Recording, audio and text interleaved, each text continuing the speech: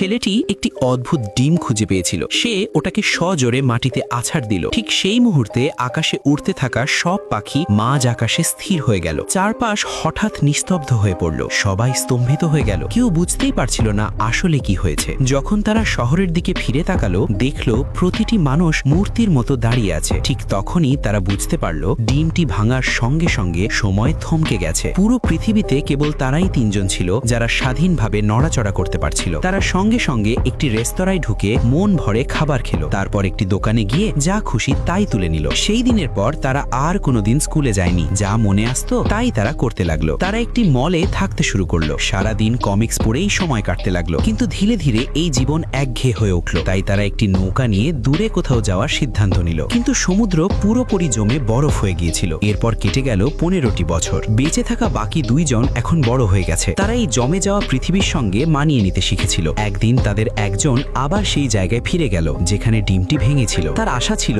হয়তো এবার সময় আবার চলতে শুরু করবে, কিন্তু কিছুই হলো না। ভেতর থেকে সে পুরোপুরি ভেঙে পড়ল। সে চিৎকার করতে লাগলো। হতাশায় মাটিতে আছাড় খেয়ে পড়ে গেল। ঠিক তখনই তার নজর চাঁদের দিকে গেল। সে দেখলো চাঁদের উপর কিছু একটা বদলে যাচ্ছে। হাঁপাতে হাঁপাতে সে সোজা শহরের দিকে ছুটে গেল, কারণ এবার কোনোভাবে সময় আবার চলতে শুরু করেছে।